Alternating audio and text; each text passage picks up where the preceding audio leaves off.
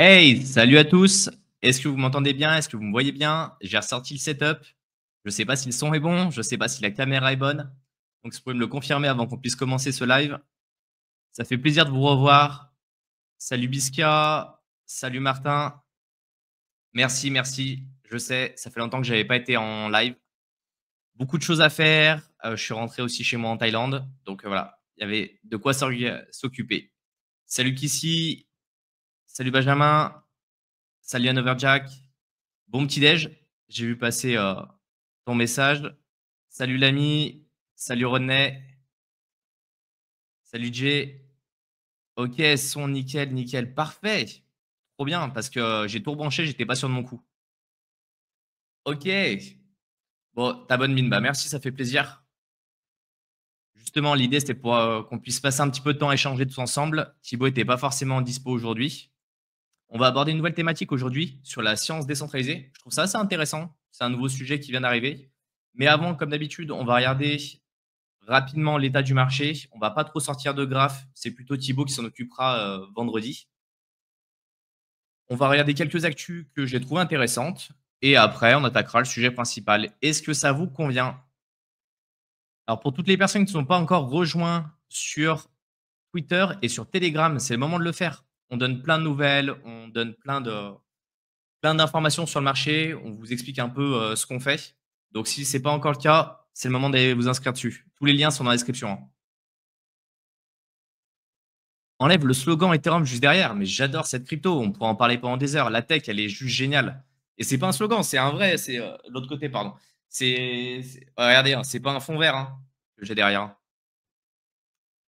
Et je l'ai fait venir exprès celui-là. Introuvable en Thaïlande. J'espère que ce sera pas un truc qui va mourir comme les agents IA. Je pense pas, je pense qu'il y a du potentiel. Après, on est super early pour le coup sur le sujet. Nouvelles lunettes? Pas du tout. Pas du tout. Justement, il faut que j'aille les faire changer. Ça fait 7 ans que j'ai les mêmes. Donc, non, non, pas du tout, toujours pareil. Ah bah, de toute façon, je comptais pas le décrocher du mur. Que ce soit le BTC ou l'Ether, les 2, je les porte dans mon cœur. Bon, on va commencer à regarder rapidement le marché. Je suis tout seul aujourd'hui, donc je peux pas avoir et les questions et mon écran en visu. Donc, je répondrai à la fin à vos questions comme d'hab. Martin qui dit: «Tu aurais pu mettre des goulottes pour cacher le câble». Le problème, c'est que c'est un appart en location et je suis en train de chercher une maison justement, pour changer. Donc, le proprio a été gentil d'accepter que je fasse des trous dans son mur. Mais, non, je veux pas de goulottes. Mais peut-être que dans la maison, mais comme je vais y rester plus longtemps, ouais, il y a de quoi. Bon allez, je partage mon écran. Hop.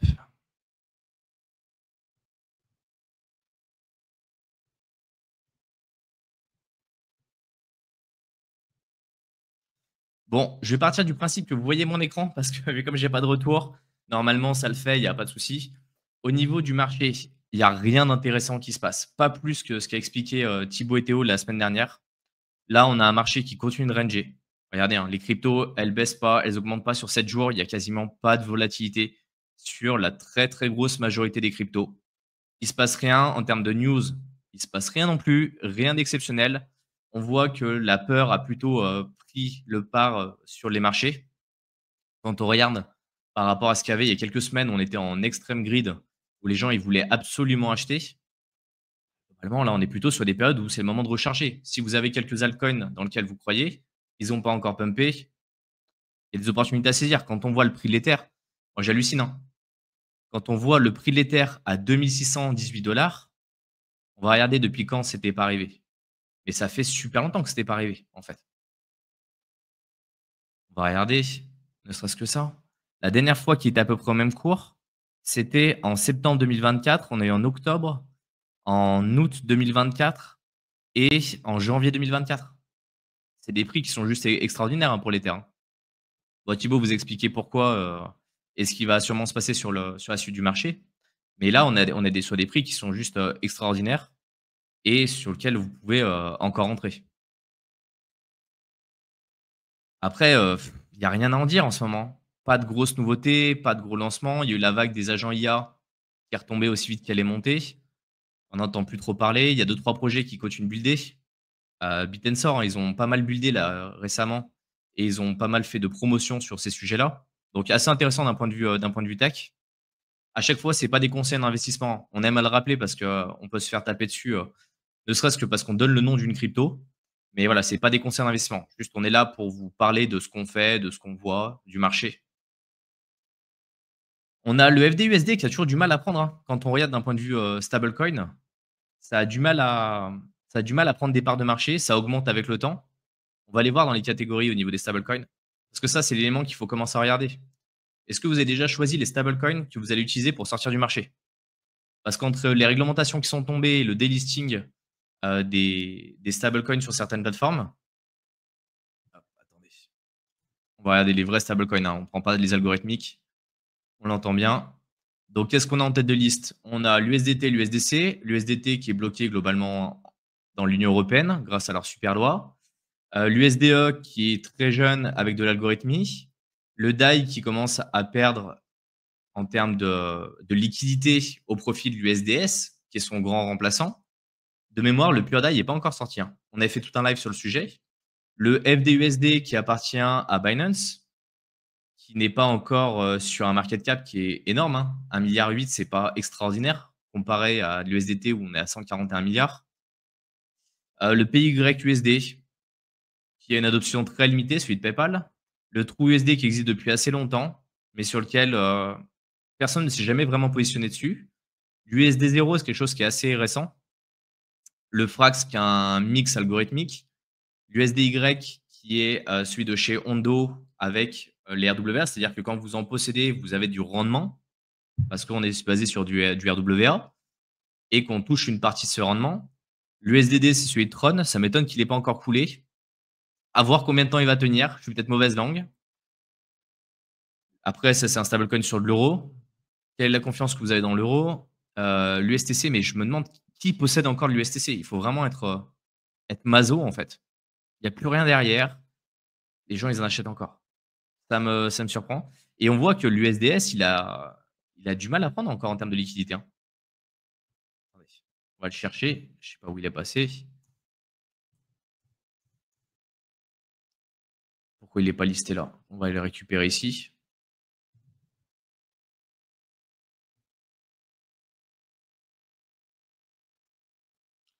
Il le listait 6e pourtant, c'est bizarre qu'on ne l'ait pas vu passer avec 8 milliards, 8 milliards 5 de market cap. Moi, j'avoue que je laisse un peu de temps, hein, passer. Je laisse un peu de temps passer à l'USDS pour voir s'il a la même fiabilité que le DAI et s'il y a les mêmes problématiques que le DAI ou pas. Voilà, sachant qu'il n'a pas encore été listé sur des très grosses plateformes parce qu'il y a aussi cet aspect réglementaire, hein. Et tant qu'ils ne seront pas mis en conformité avec la nouvelle réglementation MiCA, ça veut dire pas d'accès aux plateformes centralisées. Pour les Européens, je dis bien pour les Européens, parce qu'on est une partie du marché, on n'est pas tout le marché global. À voir.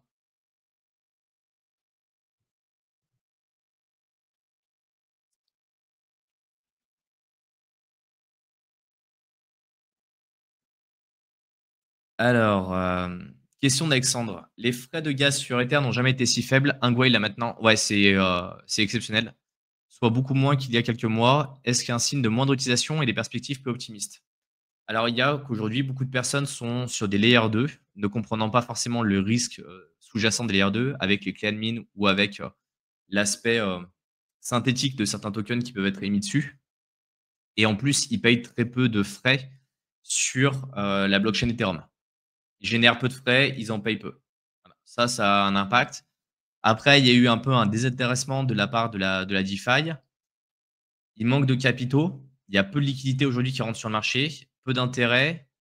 Il n'y a pas eu de nouvelle plateforme de DeFi qui a vraiment été révolutionnaire. Autant 2021, c'est un secteur qui était en plein essor, il y avait plein de choses à faire, plein de nouveautés à découvrir.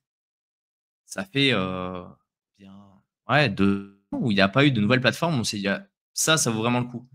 Alors oui, il y a eu le liquid restaking, il y a eu le restaking, il y a eu ce genre de choses. On est venu empiler des couches sur l'existant, mais pas d'innovation de 0 à 1. C'est vrai qu'on en avait déjà parlé avec Théo et c'est là où on est un peu dans le manque et je pense que les personnes, elles attendent un petit peu ça. Il y a aussi que si on regarde les cycles de marché, en général, c'est des cycles de 4 ans. Historiquement, c'est ce qui s'était passé et si on a des liquidités qui sont présentes sur Ethereum parce qu'on fait du farming, quel que soit le type de farming qu'on puisse faire, bah, c'est le moment de retirer nos rendements, de dire OK, je récupère mes capitaux pour faire du holding pour pouvoir les vendre. J'anticipe la hausse des frais pour éviter de les subir. Et en général, l'augmentation des frais, elle est aussi liée à l'augmentation du cours. C'est-à-dire que plus vous allez avoir un cours qui va être élevé, plus les personnes vont utiliser des plateformes décentralisées pour faire des swaps, pour échanger. Plus les rendements vont être importants sur des plateformes de lending, donc plus les personnes vont aller l'utiliser. Et donc aujourd'hui, vu comment on a un marché qui est assez neutre finalement, bah, les personnes utilisent peu la DeFi. À partir de là, rien de fou. Donc pas forcément négatif, pas forcément optimiste. Moi, je reste très optimiste sur la technologie Ethereum et sur son développement et sur son utilisation sur le long terme. Après, aujourd'hui, il y a beaucoup plus de coins qu'il y en avait à l'époque, beaucoup plus de tokens surtout, plus que des coins, pardon. Et je pense que s'il y a des innovations intéressantes qui arrivent, comme la version V4 de Uniswap, qui est en train de changer un petit peu les règles, qui est en train d'améliorer un petit peu ces plateformes d'échange décentralisées, on va peut-être avoir un petit regain. Mais aujourd'hui, la majorité des liquidités, quand elles vont sur la DeFi, elles changent d'écosystème en fonction des incitations économiques qu'il y a. Et regardez, hein, toutes les nouvelles Layer 1 ou même Layer 2 qui se sont lancées, à partir du moment où ils ont arrêté les incitations économiques, bah, les personnes qui farmaient dessus, qui faisaient des transactions dessus, sont allées sur d'autres écosystèmes. Et il y a eu beaucoup de lancements d'airdrop récemment sur lesquels beaucoup de personnes avaient fait du test dessus, sur du testnet, et qui ont été complètement abandonnés en mainnet parce que les airdrops étaient complètement éclatés. Et je ne donnerai pas forcément de nom, vous saurez de quoi je parle. Il y en a un récemment qui a fait un peu le buzz autour de ça. Donc, c'est tout cet écosystème qui continue de mûrir et qui a besoin d'évoluer, qui a besoin d'utilisateurs, de nouveaux utilisateurs pour aller découvrir ces nouveaux écosystèmes.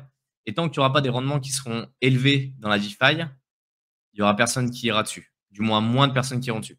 Les gens sont attirés uniquement par les rendements, ils ne sont pas attirés par la tech, hein, on l'entend bien.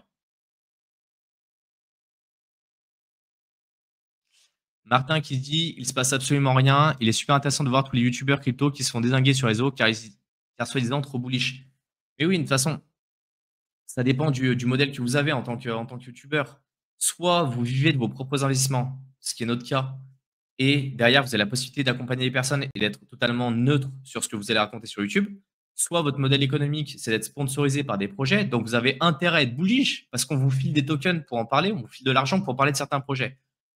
C'est tout notre cas. On peut être totalement transparent et on peut dire ce qu'on veut de n'importe quel projet. On n'a pas de souci avec ça. Et à partir du moment où les personnes qui ont des chaînes YouTube où la majorité du contenu, c'est dire, bah voilà, le top altcoin qui va faire un x100 d'ici un mois et que le marché, il se passe rien, bah finalement, il perd totalement de crédibilité et les utilisateurs passent sur autre chose. Nous, on est là pour vous apporter les fondamentaux, on est là pour vous apprendre à devenir autonome, à vous placer correctement sur le long terme, pas à faire un x20 en 3 mois. Il y a des périodes où c'est techniquement possible, mais 80% du cycle, ce n'est pas possible. Ou ça va être sur des cas qui sont vraiment extraordinaires. Donc, prenez le temps de vous former. Là, aujourd'hui, vous avez d'avoir un petit laps de temps sur lequel vous pouvez vous former, investir correctement et profiter encore de ce bull run. Il n'est pas totalement fini, ce bull run. Et les personnes qui sont en général full bullish, c'est qu'elles vont regarder un ou deux indicateurs. Nous, pour travailler sur ces sujets-là, bah, on a développé des outils. Par exemple, dans Crypto Investor, qui est notre programme de formation, on a un outil, il y a une quarantaine d'indicateurs. Et à partir d'une quarantaine d'indicateurs, on arrive à faire un scoring et à se dire, OK, le marché, il est plutôt surévalué, il est plutôt sous-évalué, ou là, on est plutôt en train de ranger. Voilà. Et c'est la seule manière d'avoir une vue qui est la plus globale possible, en fait. C'est de corréler un maximum d'informations. Si vous regardez juste un élément, vous avez une vue qui est biaisée. Et ces personnes-là, vu comme leur modèle économique, c'est d'aller récupérer un maximum de personnes ou de générer un maximum de frais sur les plateformes de trading, bah, elles ont besoin de toujours plus de personnes en fait qui rentrent. Et donc, c'est pour ça qu'elles ont tendance à être bullish et qu'elles se font dézinguer aujourd'hui. Tac, tac, tac. XAUT. Alors, tout ce qui est stablecoin lié à autre chose que du dollar américain, on pourrait en parler parce qu'il y a tout un tas de produits sous-jacents en termes de collatérisation, en termes de suivi. On a celles qui sont censées représenter de l'or, comme le UT par exemple. Il y en a d'autres qui existent. Il y en a qui sont censés représenter un baril de pétrole. Il y en a plein. Et là, on pourra en parler pendant des heures. Et faites très attention, quand vous achetez des stablecoins qui sont liés à de l'or, qui sont censés représenter une quantité d'or, c'est un élément qui est imposable. J'en ai pas mal parlé avec les fiscalistes et ça, il faut vraiment le rentrer, dans vos têtes en tant que Français. Si vous achetez ce type de produit-là, vous êtes exposé et quand certaines personnes achètent de l'or en disant: «Je gagne de l'argent», non, l'idée, c'est juste une question de référentiel. C'est-à-dire que dans la plupart des têtes, le référentiel, c'est une monnaie fiat, de l'euro, du dollar. Quand vous réfléchissez au prix, vous réfléchissez en euros ou en dollars. Alors que normalement, il faudrait réfléchir en pouvoir d'achat. Et le gros problème, c'est que tous les indicateurs qu'on a aujourd'hui, comme le CPI, qui est un indicateur pour estimer le pouvoir d'achat, ils l'ont complètement trituré avec les années pour enlever tout ce qui coûtait cher réellement dans la vie du quotidien. La question, c'est plutôt de vous dire, aujourd'hui, avec le pouvoir d'achat, combien j'ai la capacité de m'acheter de baguettes de pain. Un exemple parmi tant d'autres.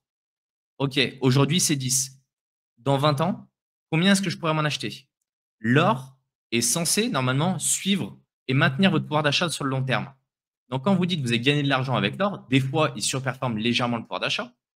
Mais quand vous dites: «J'ai gagné de l'argent avec de l'or», c'est juste qu'en fait, vous avez juste maintenu votre pouvoir d'achat et ce que vous avez dans votre compte en banque n'a fait que se déprécier avec le temps. Toutes les monnaies fiduciaires sont censées finir à zéro et elles ont toutes fini à zéro dans l'histoire. Il n'y a pas de raison que nos monnaies fiduciaires actuelles soient une exception à la règle. Donc faites très attention à ce genre de choses. Et pareil, quand vous choisissez des stablecoins adossés à des matières premières, que ce soit des métaux précieux ou que ce soit un baril de pétrole et autres, regardez la liquidité qu'il y a derrière, regardez ce que vous voulez en faire. Est-ce qu'un jour vous voulez récupérer cet or ou ce baril de pétrole? Ou est-ce que c'est juste pour avoir cette représentation? Et la représentation, c'est ni plus ni moins la confiance que vous donnez dans la société qui va tokeniser cet actif.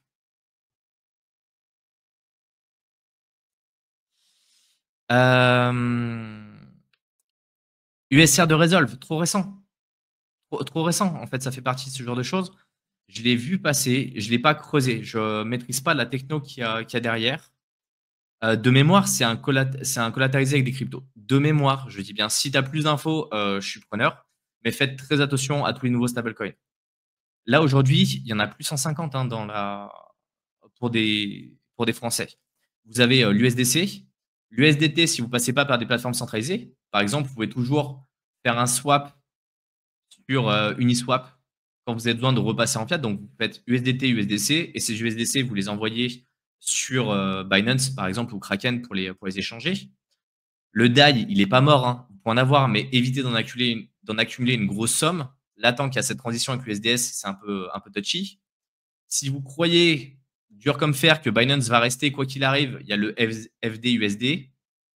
Personnellement, je suis pas grand fan parce qu'en fait, c'est un peu la même problématique avec Alameda Research, FTX et l'UST, l'écosystème de Terra. Pardon, j'ai mélangé deux choses. C'est comme avec le Terra Luna, Do Kwon et l'UST. Il y avait une certaine capitalisation, mais il y a des très grosses structures qui peuvent tomber. FTX est tombée du jour au lendemain et pourtant, elle faisait partie des plus grosses structures de l'époque. Donc voilà, soyez vraiment vigilants sur ce type de produit. Et après, moi, tout ce qui est algorithmique, tout ce qui est récent, j'oublie complètement. L'idée, c'est surtout d'arriver à voir ce qui se passe en bear market. Et c'est à ce moment-là qu'on voit en fait ce qui dépègue et ce qui dépègue pas. Donc pour l'instant, restez tranquille et voyez ce que vous allez faire. Commencez à vous renseigner, commencez à regarder les liquidités et choisissez ce que vous voulez. Tanguy, le retour du King, ça fait plaisir. Merci. Alors, dans la conférence d'hier, Trump a dit que c'était bientôt la fin de la guerre en Ukraine et que les négociations avec les Russes se passent bien. Énorme pump sur les marchés si ça arrive. Ça fait depuis qu'il a été élu qu'il en parle. Même, je parle même pas de son investiture pardon, en janvier. Il l'avait dit en novembre quand il a été élu. Il dit dès les premières 24 heures, je vais arrêter la guerre. Entre ce qu'il dit et ce qui se passe réellement et ce qu'il est capable de faire, il y a toujours une marge de manœuvre quand même. Hein. Il n'est pas le seul. C'est pas lui qui est sur le front de guerre avec son arme à la main en train de se battre contre des Russes ou des Ukrainiens. On entend bien. Donc oui, je pense qu'historiquement, par rapport à ses derniers mandats, il a essayé de calmer le jeu d'un point de vue politique et d'un point de vue géopolitique mondial. Après, est-ce qu'il arrivera à le faire aussi bien qu'il l'avait fait sur son précédent mandat? On attend de voir. Quel est l'impact sur les marchés financiers directs? Ça, c'est encore une autre chose et c'est beaucoup de spéculation à l'heure actuelle. Donc, je resterai, assez vigilant sur ça. Il y a d'autres indicateurs qui, pour moi, sont plus pertinents que d'aller voir s'il va arrêter ou non une guerre. Parce que quand on regarde les marchés d'un point de vue, oriental, il y a encore beaucoup de commerces qui tournent avec la Russie. Il y a que l'Europe qui a vraiment été impactée sur ce genre de choses, hein. Donc, soyez vigilants aussi avec, ce qui en est dit. Je suis pas géopoliticien ou autre, mais voilà de ce que j'en vois moi de mon côté. Ondo va lancer un token qui réplique le SP500. Est-ce que pour toi, en fin de bull run, placer les liquidités dessus vaut la prime de risque plutôt de payer 30 de flat tax et mettre un ETF SP500? Alors, j'en ai entendu parler, je l'ai vu passer ce type de produit. Je suis assez méfiant parce que là, on vient sur des nouveaux terrains avec des nouvelles réglementations. C'est tout nouveau. Ondo, c'est un projet qui a été mis en lumière il y a de ça juste quelques années, qui commence à grossir, qui n'a peut-être pas les épaules, et je dis bien peut-être, pour arriver à supporter de tels marchés. Il faut voir les investisseurs qu'il y a derrière, il faut voir les équipes qu'il y a derrière. Aujourd'hui, moi, ce que je préférerais faire, en tout cas en tant que personne, si j'accumule un gros bag et que je souhaite me diversifier sur la bourse, c'est de le sortir, payer la flat tax et rentrer sur la bourse sous une coque fiscale. En France, on a une fiscalité qui est assez complexe et qui, dans certains cas, peut être assez bizarre. C'est-à-dire que vous avez des coques fiscales qui sont très intéressantes sous certains plafonds en France. Après, à côté de ça, vous avez des règles qui sont des fois arbitraires et qui sont surévaluées par rapport à certains pays et par rapport à ce que l'argent peut être fait, ce qu'on peut faire de cet impôt derrière. Ça, c'est 2 choses et 2 manières de penser. Après, aujourd'hui, quand on parle de la flat tax à 30, il faut aussi intégrer le fait que tu peux optimiser ce coût-là. Tu n'es pas obligé de payer 30. C'est-à-dire que 30, c'est le prélèvement forfaitaire unique.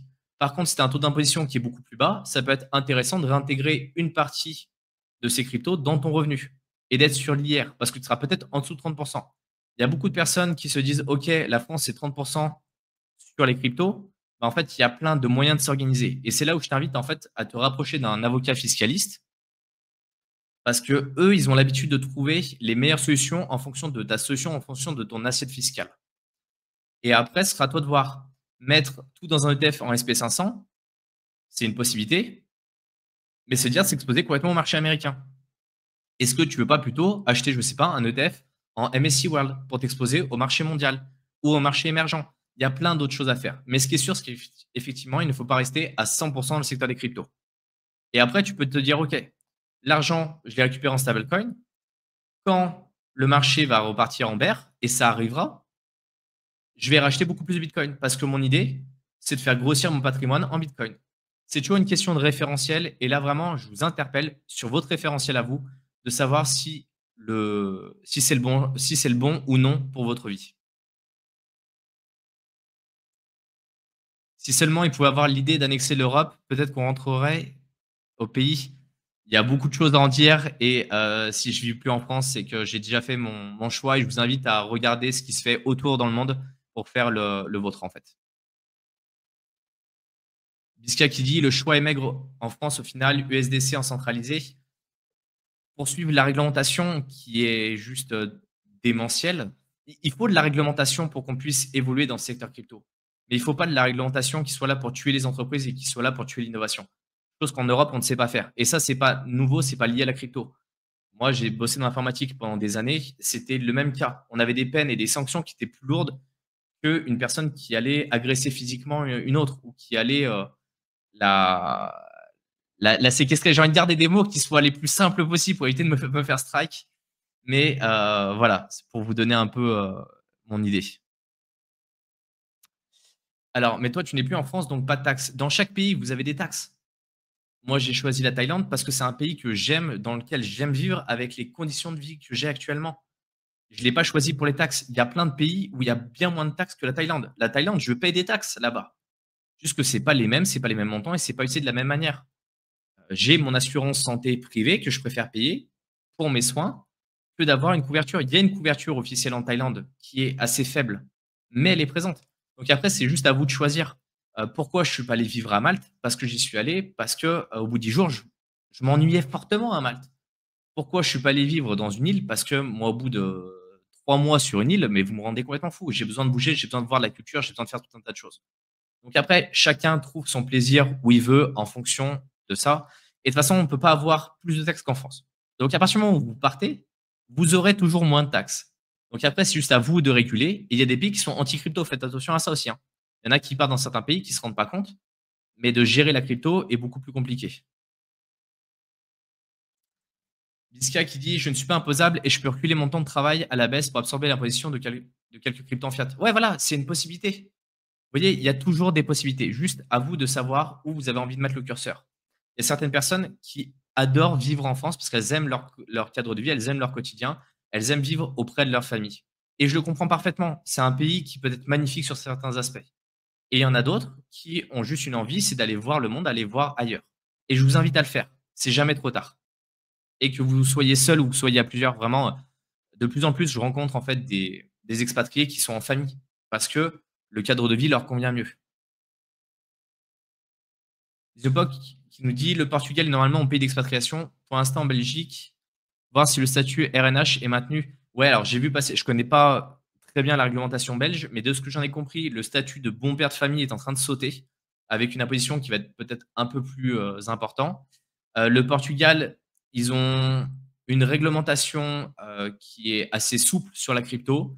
Ils ont essayé de la bouger à une époque, ils sont vite revenus sur le sujet parce que ça coûtait beaucoup d'investissements extérieurs qui voulaient, venir. Après voilà, c'est à vous de voir, ce que vous aimez, où vous trouvez, votre plaisir. Après, dites-vous qu'en Espagne, par exemple, parce que Théo, habite là-bas, on parle un peu plus de fiscalité, sur ces sujets-là. Et eux, ils ont une imposition sur la crypto, chose qu'on n'a pas encore en France. Donc, sur certains aspects, on n'est pas non plus mal lotis en France. Faites attention à ça.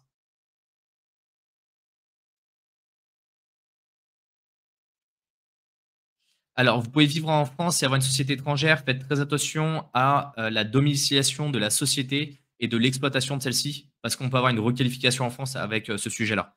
Donc ça, c'est des choses qui sont, voilà, en respectant certaines règles, qui sont très précises et vraiment à bien encadrer, parce que sinon, vous allez vous faire taper dessus et très fort. Alex qui dit: «Coucou tout le monde, si je suis SDF, je m'achète un appart pour y vivre, je serai taxé». Oui, oui, oui, tu seras résident fiscal français. Il y a 4 règles principales, pour, la qualification en tant que résident, fiscal dans un pays. Il y a les 6 mois de l'année où vous passez votre vie, donc si vous êtes en France, techniquement, vous êtes résident fiscal français. Ensuite, on regarde la source de vos revenus. Donc est-ce qu'ils viennent de France ou est-ce qu'ils viennent d'un autre pays? Vos intérêts de vie, c'est-à-dire où est-ce que, bah, vous avez votre lieu de vie, où votre famille, vit, où, vos enfants font leurs études, tout ce qui est avec. Et après le dernier, c'est le passeport. Le passeport, c'est très rarement, c'est quand on peut pas vous raccrocher, en fait, avant. Mais voilà. Là, vraiment, et je suis pas fiscaliste, hein, je vous donne quelques éléments qui peuvent vous donner des pistes, mais c'est de ce que j'en ai appris, de ce que je fais, des textes de loi que j'ai pu lire et vraiment aller le faire. Bisca qui dit: «Pour la Thaïlande, nous avions la future maison de Mick. Je prends la 3 chambres avec vue sur la piscine». C'est justement ce que je suis en train de chercher. Après, je vous ferai une petite story ou un truc comme ça sur Insta, quand je l'aurai trouvé. C'est pas pressé. Là, justement, je vais pas mal voyager sur les mois qui arrivent, mais je pense courant de l'été, je vais trouver quelque chose d'intéressant. Là, aujourd'hui, je suis dans ce qu'on appelle des condos, donc c'est des apparts avec piscine, salle de sport dans l'immeuble, bibliothèque, salle de réunion pour bosser et autres. Et là, je cherche plutôt une maison. Les revenus des royalties sont-ils imposables en France? Oui, oui, oui, ça fait c'est considéré comme des RWA, donc imposable, ouais. On arrive à Bangkok en novembre, génial, c'est la meilleure période, profites-en bien. Moi, je suis plutôt dans le nord, je suis moins grosse ville. Bon, je vois passer plein de messages, c'est super sympa d'être aussi nombreux. Je vais juste prendre les actus, je prends la dernière question, je prends les actus et après on attaque le sujet du jour parce que sinon, on va jamais y arriver. Merci pour ta réponse. J'ai vu que la Thaïlande, à Phuket, on peut s'éclater en crypto. Phuket, c'est très particulier en Thaïlande. Personnellement, c'est pas un endroit que j'aime particulièrement. Trop de touristes, pas forcément les bons touristes non plus. Et non, c'est tout nouveau. Ils viennent d'ouvrir un shop, je crois, si je dis pas de bêtises, où on peut payer en crypto. Mais la Thaïlande n'est pas hyper crypto-friendly. Il commence à s'ouvrir avec le temps. C'est tout nouveau. Ça fait à peine un an qu'il s'ouvre sur le sujet. Donc, non, non, pensez pas que vous allez là-bas et que vous allez dépenser tout en crypto et autres, hein. Et toute conversion crypto-fiat est imposée, hein, en tant que résident fiscal français, j'entends bien. Si vous achetez des services en crypto, c'est comme si vous avez fait une conversion crypto-fiat.